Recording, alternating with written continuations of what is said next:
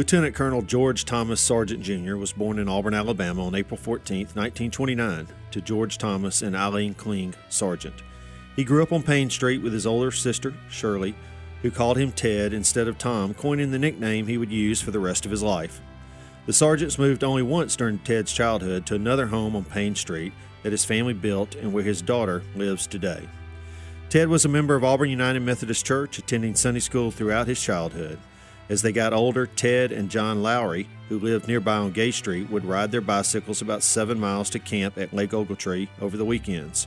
The two initially knew little about the outdoors and spent many nights freezing half to death, John remembered, but they learned on the fly and hunted coots and the occasional rabbit for dinner at the campsite. During his time at Lee County High School, Ted played trumpet in the marching band and was the sports editor of the Tiger, the school's yearbook. He was manager of the football team and was in the A Club, which was made up of football players that earned their letters for their interest and devotion to athletics and their fatiguing labor on the field. Ted and John began flying at the Auburn-Opelika Airport at age 16, both receiving their private pilot's licenses by 17 years old. Ted finished his last year of high school at the Georgia Military School in Atlanta, then returned to Auburn to attend the Alabama Polytechnic Institute. He joined Naval ROTC, where he was donned his first Marine uniform. Ted was a standout on API's wrestling team, winning in his weight class at the Southeastern Invitational Wrestling Tournament in 1948.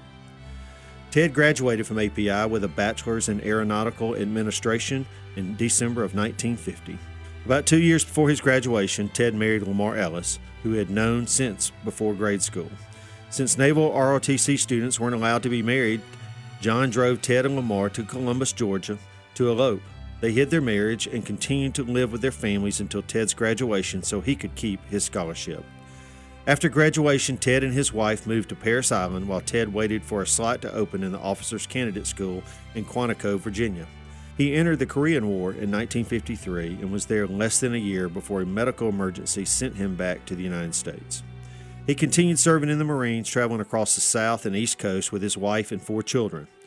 He was named Young Man of the Year in Johnson City, Tennessee, and attended the Naval War College in Newport, Rhode Island.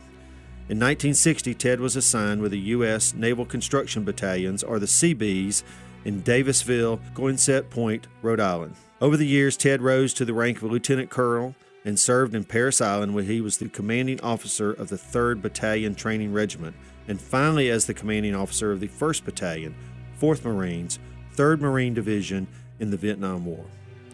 On March 20, 1969, Ted was in command of a hell-born attack against the enemy positions in Quang Tri Province during the Operation Purple Martin.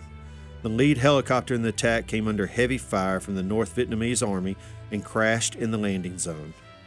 Ted took command of the lead company, directing the battalion to a smaller landing zone on the slope of a hill below the designated area.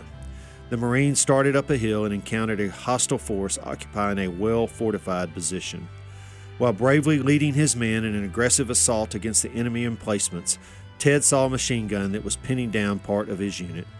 Ted powered on, fearlessly moving across the fire-swept terrain toward the North Vietnamese emplacement and hurled several hand grenades that killed 2 hostile soldiers and destroyed the enemy's weapon.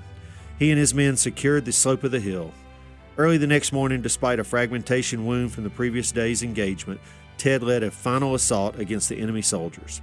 The firefight began, and the Marines were subject to intense North Vietnamese mortar and small arms fire and rocket-propelled grenades.